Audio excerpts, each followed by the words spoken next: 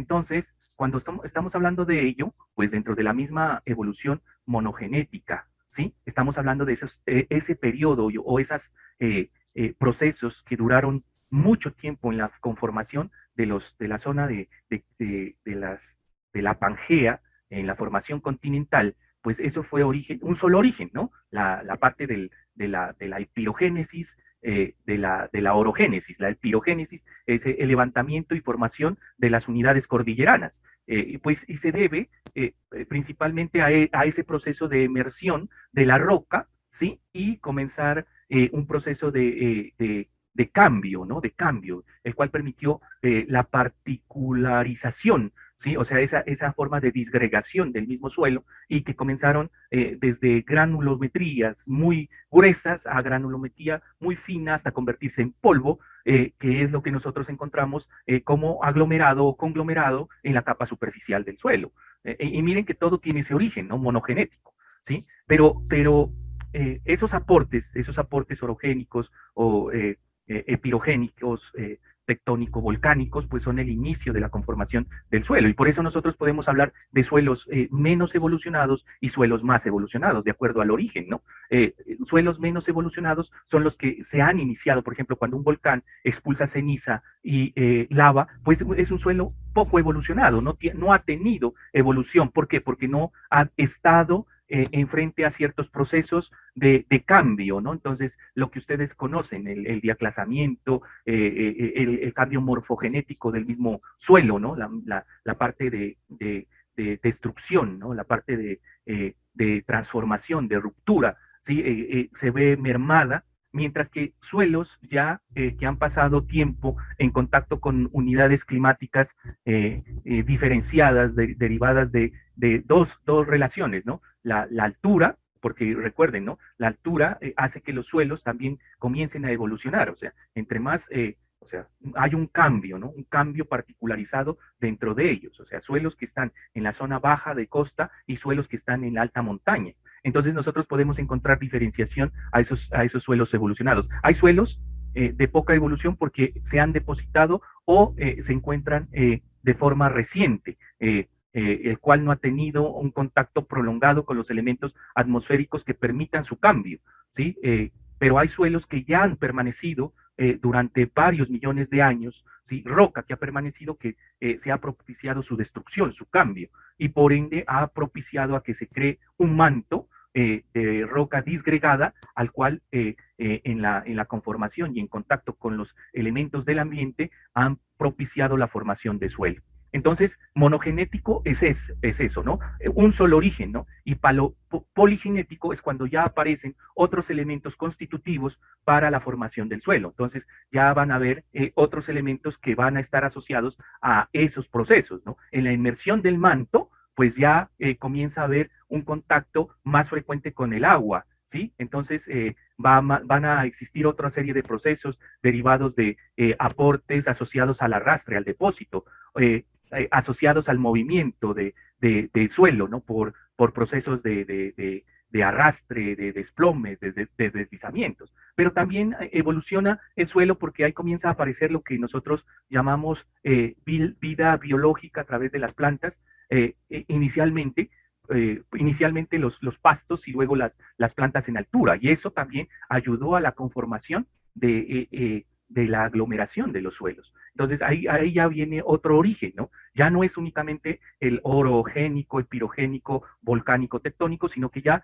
viene una evolución asociada a procesos de transformación y acumulación derivada por las plantas. Entonces, la misma vegetación comienza un proceso de transformación y de desdoble de nutrientes que permanecían encapsulados en ese suelo, ¿no? Entonces, ahí comienza el proceso de acumulación y comienza ese proceso de diferenciación en el horizonte o diferenciación en profundidad, que se llama, en el cual se puede ayudar a mirar una serie de connotaciones que ustedes las pueden diferenciar, ¿no?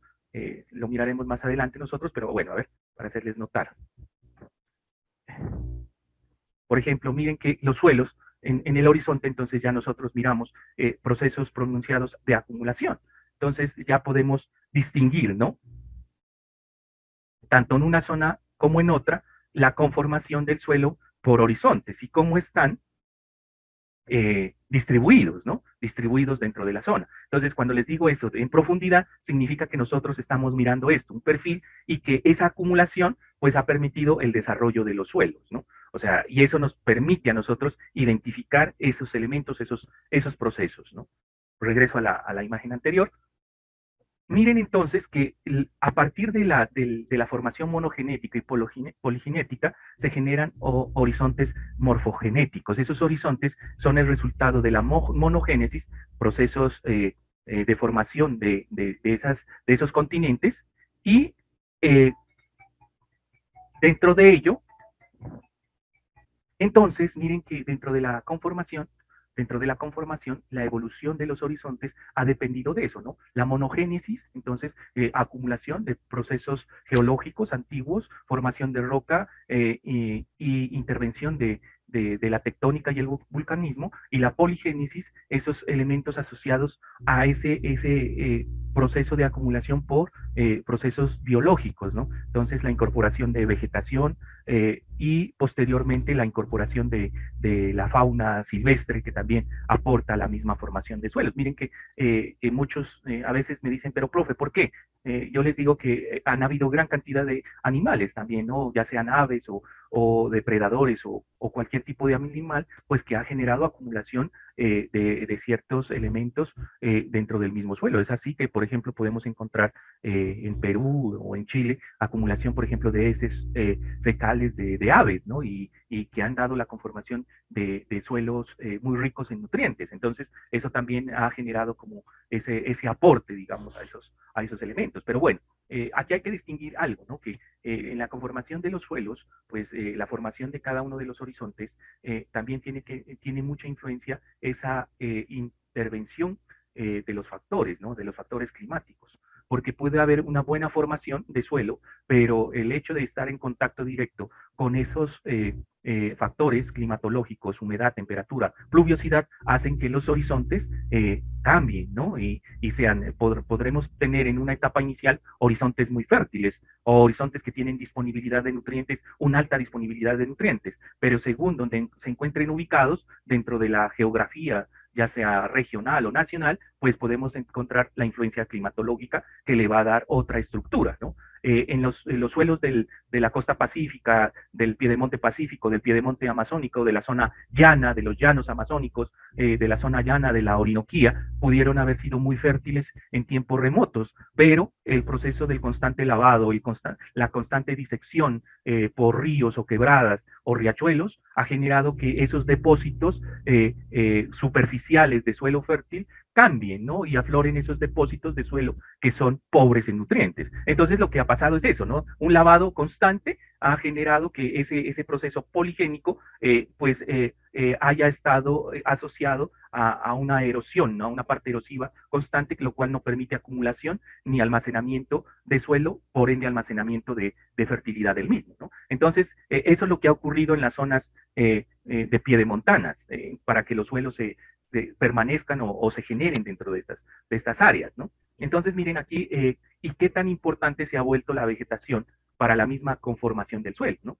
Aquí estamos hablando de suelos oxilicatos, ¿no? O sea, oxisoles, porque son muy ricos en hierros derivados a la acidez del mismo suelo y a la destrucción de la misma roca. Pero miren que esto ha hecho que en estas zonas piedemontanas y zonas de costa o zonas bajas llanas, la formación del suelo haya determinado que sean ricos en arcillas, ¿no? En arcillas, en material arcilloso y arenoso, ¿no? Por eso es que encontramos arenas y arcillas disponibles dentro de este lugar. La arena y la arcilla, pues como conformación, es el primer elemento que surge cuando está evolucionando el suelo. Entonces, a eso lo asociamos y ustedes van a notar, ¿no? Los suelos van cambiando de color, o sea, nosotros encontramos en la zona fría suelos negros y a medida que bajamos a zona templada vamos a encontrar suelos de color amarillo, arrojizo, grisáceo y amarillo. Entonces, eso nos indica la misma evolución del suelo dentro de su conformación, ¿no?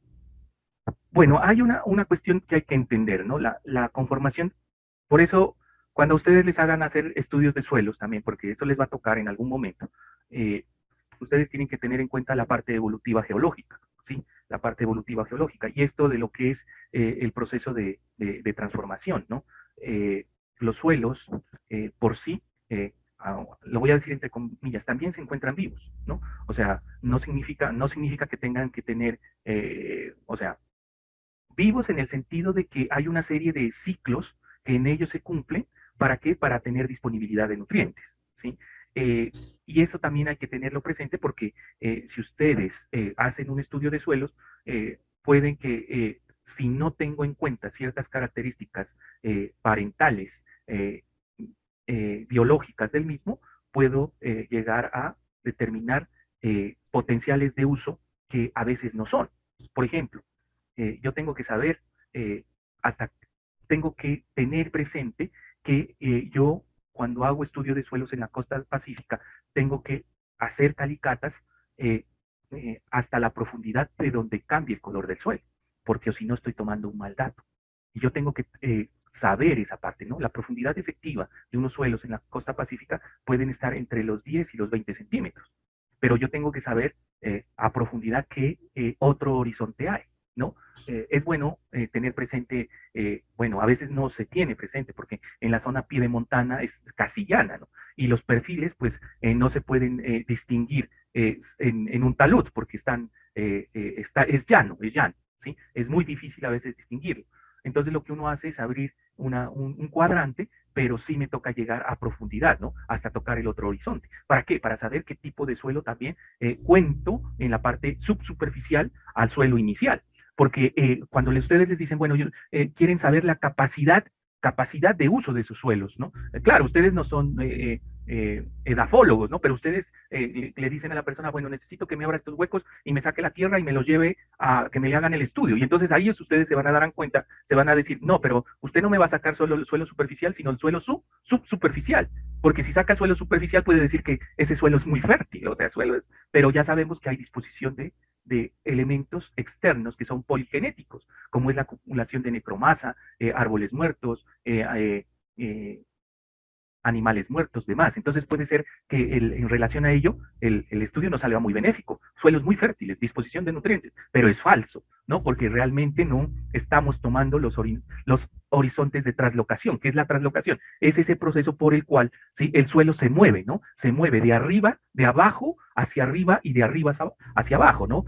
O sea, lo que hace el suelo es moverse, ¿sí? ¿Es moverse para qué? Pues inicialmente se mueve porque hay un intercambio, ¿no? Ustedes saben que el suelo siempre trata de emerger, ¿no? Entonces esto sube, ¿sí? Y esto trata de bajar por la acumulación, ¿no? Entonces, si ustedes me dicen es suelo fértil, yo les puedo decir, no, pues estamos hablando de una zona del piedemonte pacífico o amazónico. Pues yo le digo que la capacidad de uso del suelo para esa zona es limitada. ¿Y usted por qué me viene a decir eso? Que es fértil y que se puede generar una actividad agrícola, pecuaria, ganadera y demás. No, está mal. No, pues, o sea, yo como parte de lo técnico, de lo científico, pues yo me doy cuenta, ¿no? Pero ¿cómo se da cuenta la gente cuando va y siembra y la producción es limitada? O la producción, si usted va y le dice, y después al cabo del tiempo, ¿quién hizo este estudio de suelos? No, el geógrafo tal, no, el geógrafo Manuel Carlos Ama, él lo hizo. Y él dijo que era benéfico y que aquí debería de establecerse un área de cultivo y destruyan la selva pacífica porque esto es muy fértil, es agrario. Entonces, ahí es donde se cometen los errores de este proceso, ¿no? Por no saber o por no haber generado ¿sí? una interpretación real de lo que está sucediendo dentro de este lugar, ¿no? Entonces, tengan en cuenta o tengan presente eso, ¿no? ¿Por qué hacemos estudio de suelos en la costa pacífica? Pues primero que todo lo hacemos para mirar la disponibilidad de nutrientes y eso nos va a indicar lo que se denomina a ustedes vocación de uso del suelo. Y la vocación de uso del suelo les dará o será restrictiva o será potencial. Entonces, si es restrictiva, quiere decir que indicará que unas actividades no se podrán hacer. Y si es potencial, quiere decir que se pueden generar actividades asociadas a la productividad. Entonces, ustedes tienen que tener cuidado con eso. Bueno, ya me les enseñaron en suelos, pero esto es complementario a ese proceso que se manifiesta a partir de ello. Bueno, y otra cuestión, ¿no? O sea, miren que la acumulación, la acumulación de plántulas muertas, de hojarasca, de troncos, de materia orgánica muerta, ¿sí? Todo eso pues ayuda a que este mismo suelo se proteja, ¿no? El manto de suelo se proteja. pero también nos indica que hay una acumulación, ¿no? Eh, el almacenamiento de carbono se hace en la radícula, ¿sí? Y en el tronco de los árboles, pero, pero lo colocan disponible, se coloca disponible en el suelo. Miren la relación, ¿no? Las plantas necesitan carbono para poder germinar también, ¿no? Entonces, si hay disponibilidad, el carbono es volátil, ¿sí? La única planta que lo puede, la única elemento orgánico que lo puede asimilar y lo puede mantener, lo puede retener, es la planta y cómo lo coloca disponible en el suelo, ¿no? Cuando hay intercambio de esos elementos, ¿no? Entonces, pero ¿cómo, profe? Me van a decir, sí, cuando muere el árbol, cae al suelo, ¿sí? El árbol está lleno de carbono, ¿sí? Y lo pone disponible nuevamente al suelo y lo incorpora y cuando se genera esa dispersión granulométrica, determina esos procesos, ¿no? Que van a determinar la misma fertilidad. Pero miren que el carbono, al ser un elemento volátil, también, si la vegetación no lo captura en el momento, se vuelve un elemento nocivo para la atmósfera. Entonces, y eso es lo que incrementa lo que son cambios en el clima, temperaturas y demás. Entonces, miren que tiene una relación directa, ¿no? O sea, dentro de la conformación del mismo suelo. El suelo lo coloca disponible el suelo cuando por poligénesis, o sea, a la alteración de esa materia orgánica, la reincorporación en el suelo, la actividad que ejerce la temperatura, pues lo pone disponible para que la vegetación, por medio de la radícula, lo vuelvan a capturar, ¿no? Lo vuelvan a captar. Entonces, también ese es un elemento importante a tenerlo en cuenta, ¿no? Entonces, la traslocación es importante porque es ese cambio del suelo, ¿sí? Y que se mueve, ¿no? En un suelo superior llega a la parte inferior y así comienza a generar como ese ciclo. Pero también la acumulación, ese manto de vegetación permite que ese suelo tenga disponible otra serie de nutrientes. Bueno, el carbono es uno, pero otros también, el fósforo, el potasio, el mismo nitrógeno, se hace disponible a medida que la misma vegetación muera y se incorpore nuevamente al suelo. Bueno, entonces, continuando con ello, les quiero indicar que los suelos, pues, eh, en el área húmeda tropical, eh, pues son de mayor aporte, su mayor aporte pues está relacionado estrictamente con ese manto inicial que les decía, ¿no? Eh, rocas de origen extrusivo, volcánicas o son mantos rocosos, ¿no? Entonces, y eso pues nos ayuda a entender que esa es la acumulación que se ha generado inicialmente, ¿no? La descomposición de la roca es la que ha permitido el origen de estos suelos, ¿sí? La presencia de ciertos componentes como la caliza y demás materiales del periodo terciario, ¿no?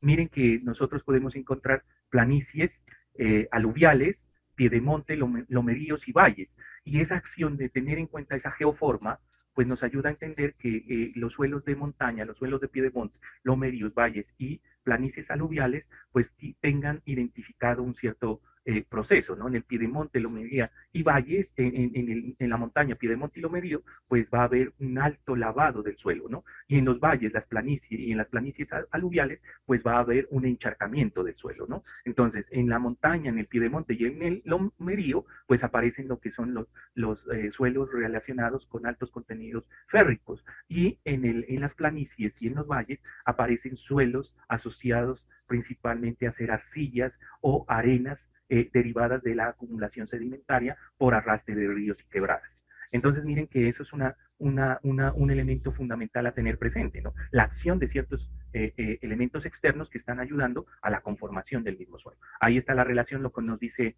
esta diapositiva, ¿no? Ríos Atrato, Baudó, Patía, Mira, son los que generan como esa especie de depositación en la zona pacífica, ¿no?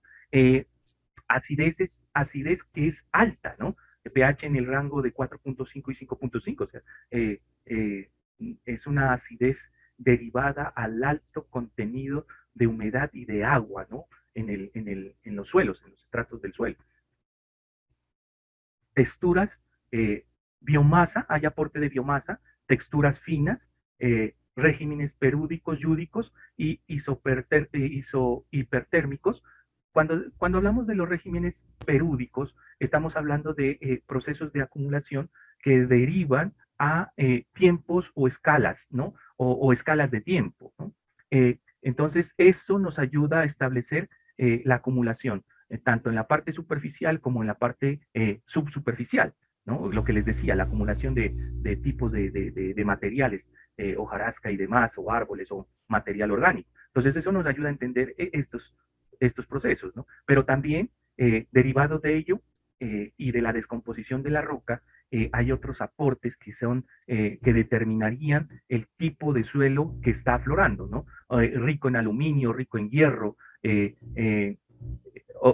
todos los oxalatos, los oxisoles, tienen esa característica, ¿no? Que están asociados a una presencia alta, ¿sí? De hierro y aluminio, lo cual es tóxico, ¿no?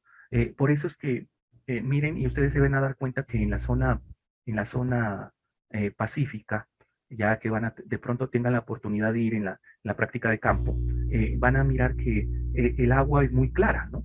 El agua es muy clara y, y eso se debe a eso, ¿no? O sea, y un agua clara no es que sea muy buena tampoco, o sea, puede tener un alto contenido de materiales pesados como el hierro o el aluminio, entonces toca tener mucho cuidado, ¿no? En el consumo, ¿no? Miren que hacia la zona fría, el agua se vuelve turbia, ¿no? Oscura, derivado de que arrastra mucha materia orgánica, ¿no? Y los suelos eh, de pie de monte, el color es como blancuzco, ¿no? Como lechoso, cuando comienzan a cargar sedimento, y en la parte baja, ¿no? Se vuelve como, no es oscuro, oscuro, sino más bien blanco, dando colores cafés o rojizos. Entonces es un indicativo de que está sucediendo ese desprendimiento de materiales asociados a esos oxisoles, ¿no? Hierros, aluminios presentes en ello. Bueno.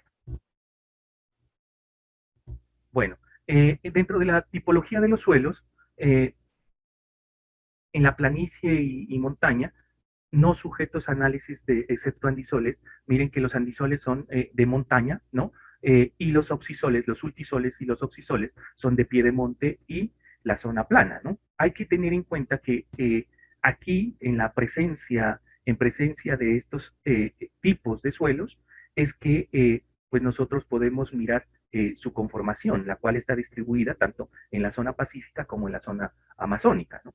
Y que pues esta disminuye a medida que saltamos a la zona andina o nos incrustamos en los valles interandinos, ¿no? Los oxisoles tienen menor presencia y comienzan a aparecer los ándicos, ¿no? Los suelos ándicos. Aquí es importante tener en cuenta que eh, otra serie de suelos también se pueden presentar, ¿no? Los inseptisoles y los entisoles, que también se dan con mayor frecuencia en la zona pacífica, ¿no? Mientras que en la zona amazónica, pues mayor predominancia de ultisoles y oxisoles, ¿no? Aunque esto no quiere decir que en la zona pacífica no existan oxisoles y ultisoles, también existen, pero hay menos frecuencia. ¿Qué tienen de diferencia los unos con los otros, ¿no? Los ultisoles y los oxisoles son más ricos en hierro, mientras que los entisoles y los ensiptisoles son más ricos en aluminio, ¿no? Entonces ahí hay una diferencia entre los dos, ¿no? Bueno, entonces aquí pues en esta gráfica que podemos tener en cuenta, pues en la región pacífica, ¿no? Miren que estamos hablando de una región de bastante acumulación derivada de la selva pluvial tropical, pero cuando comenzamos a identificar el suelo, pues miren esto sentado Chocó, se encuentran suelos muy ricos en gredas y arcillas, miren, estos suelos gredosos, ¿no? Inseptisoles derivados de los distrandeps. Distrandeps es la familia, ¿no? O sea, la familia y el tipo de componente es inseptisol, de tipo ácido, ¿no? Eso nos quiere decir que la acumulación, ¿sí? de esa materia orgánica está disponible únicamente en los 5 o 10 primeros centímetros, mientras que en el suelo subsuperficial podemos encontrar gredas o arcillas asociadas a acumulación sedimentaria por lavado. Entonces, eso es una de las características que se presentan dentro del, de la identificación de estos suelos en la región pacífica, ¿no? Por otro lado, miren, eh, los sultisoles y los oxisoles en la región amazónica. Esto está asociado a un horizonte que tiene la misma cándico, pues quiere decir que tiene la misma conformación, ¿no? Desde la parte superficial hasta la parte subsuperficial tiene la misma conformación y color. Y en este caso, pues son suelos rojizos, ¿no? Por eso es que les digo, no es exclusivo de la zona amazónica. Cuando nosotros vayamos a la zona de Piedemonte Pacífico, pues se van a encontrar con suelos de este color rojizo. O van a encontrar, por ejemplo, al interior también nosotros podemos encontrar estos suelos en la zona que corresponde a el desierto de la Tatacoa, ¿no? Que son suelos ultisoles, ¿no? Que también los podemos encontrar, pero que allá el proceso de degradación ha sido distinto, ¿no? Y la conformación pues nos ayuda a entender esos elementos. Entonces, miren que dentro del oxisol, la permanencia petroférrica es bastante evidente, ¿no? ¿Y qué significa? Que pues la roca en su estado de descomposición está generando mucho o mayor aporte a disponibilidad de ese elemento como es el hierro, ¿no? Entonces, esa es como la conformación de estos elementos entre urtisoles y oxisoles.